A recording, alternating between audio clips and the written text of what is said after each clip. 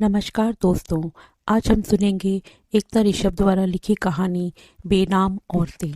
दोस्तों, अगर आपको मेरे चैनल की कहानियाँ अच्छी लगती हों तो मेरे चैनल को सब्सक्राइब कीजिए तथा बेल आइकन प्रेस करें ताकि मेरे द्वारा अपलोड की गई सभी कहानियाँ आप तक पहुंच सकें।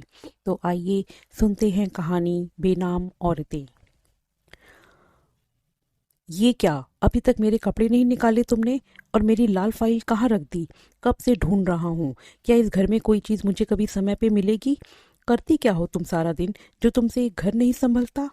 कभी मेरे ऑफिस आकर देखो, औरतें कैसे घर और ऑफिस दोनों संभालती हैं। नाराज अमित तेज आवाज में चिल्ला रहे थे।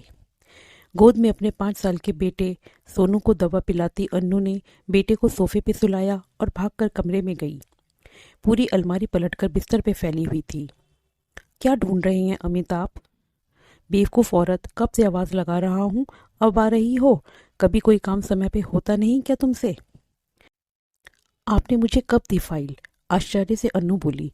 और ये क्या हालत बना दी कमरे की आपने? मुझसे बहस मत करो। फाइल नहीं मिली तो ये सब कमरे के बाहर फेंक दूंगा। 1 मिनट रुकिए, मैं ढूंढती हूँ। इधर उधर अन्नू ने नजरें दौड़ाई और बेड के पास ही फाइलों में दबी लाल फाइल मिल गई। अन्नू के हाथ से गुस्से से फाइल छीन अमित बिना नाश्ता किए ऑफिस चले गए। दुखी अन्नू ने भी बिना कुछ खाए पिए बेटे को लेकर लेट गई। अन्नू और अमित की शादी को 6 साल हो चुके थे।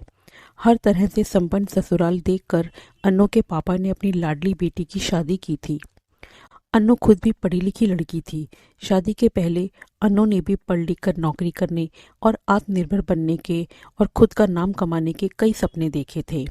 जल्दी शादी करने की बिल्कुल इच्छा नहीं थी अन्नू की, लेकिन अपने पिता की आर्थिक स्थिति और खुद के पीछे 3 बहनों को देख पिता के घर अपनी शादी का कोई विरोध दर्ज नहीं कर पाई।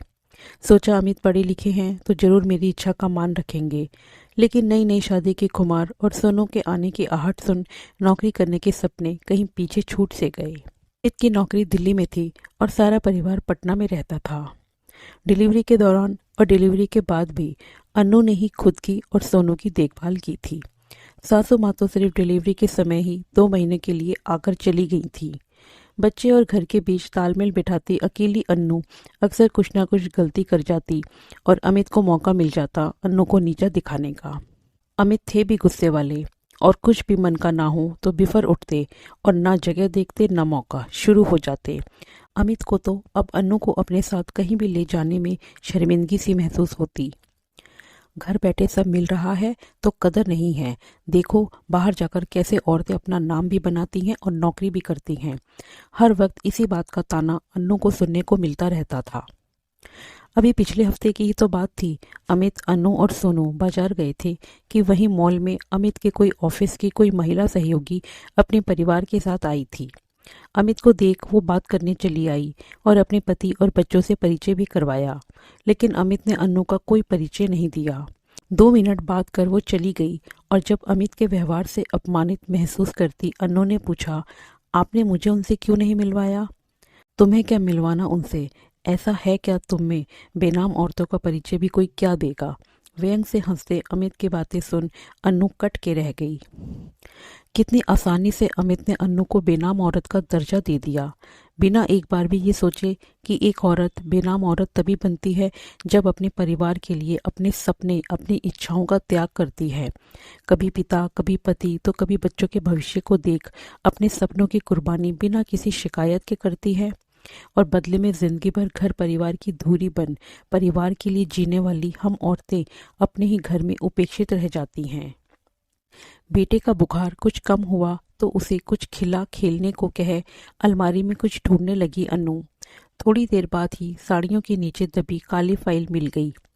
अन्नू की अब तक की सारी उपलब्धि सर्टिफिकेट के रूप में मौजूद थी।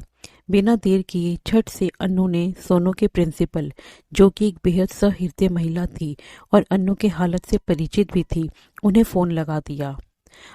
अगले दिन नाइट गाउन और बिखरे बालों की जगह सलीके से बंधी तांत की साड़ी, हल्के मेकअप और बालों के जोड़े ने अमित का ध्यान अन्नू की ओर खींचा। ये क्या, सुबह सुबह इतना सच संवर के कहाँ चली? कुछ खास नहीं अमित, बस अपना नाम बनाने निकल रही हूँ। सोनू के स्कूल में वैकेंसी थी तो मैंने अप्लाई कर दिया। अब मेरी जॉब वहीं लग गई है। अब इसकी क्या ज़रूरत है और मुझसे पूछा क्यों नहीं तुमने? अमित की भवें तन चुकी थी और कोई और दिन होता तो शायद अनु डर चुकी होती, लेकिन आज नहीं। अब बात अन्नू के आत्मसम्मान की थी। आप पूछने को कह रहे हैं अमित, लेकिन आप ही तो कहते थे कि आपको शर्म आती है अपनी बेनाम पत्नी को किसी से मिलवाने में, और आज जब मैं अपना नाम बनाने निकल रही हूँ तो आपको शिकायत है कि मैंने पूछा क्यों नहीं। कितनी शिकायतें हैं ना आपको मुझसे। व्यंग से हंस अनु ने कहा तो अमित अपनी पत्नी के इस रूप को देख चौंक गया। मानती हूँ मुझ जैसी औरतें हर घर में आसानी से मिल जाएंगी जो बेनाम रह जाती हैं, लेकिन आप ये कैसे भूल गए अमित कि हम औरतें तभी बेनाम रह जाती हैं जब आप जैसे पुरुष अपना नाम बनाने अपने घर, बच्चों, माता पिता और ढेरों जिम्मेदारियों से बेफिक्र हो घर से निकलते हैं।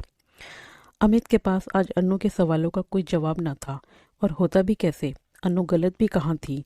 अक्सर जो औरतें घर संभालती हैं उनके त्याग और बलिदान को गिना ही कहाँ जाता है। वो तो बस अपने पति, परिवार और बच्चों की जिंदगी बनाने के पीछे बेनाम बन अपनी जिंदगी गुजार देती हैं। आज अन्नू तो अमित को सच्चाई का आईना दिखा निकल पड़ी सोनू के साथ, लेकिन जाने कितनी औरतें हैं जो अन्नू के समान ही संघर्ष कर रही हैं। तो दोस्तों, ये थी हमारी कहानी बेनाम औरतें। आशा करती हूँ आपको ये कहानी पसंद आई होगी। इसे लाइक कीजिए, शेयर कीजिए और सब्सक्राइब कीजिए।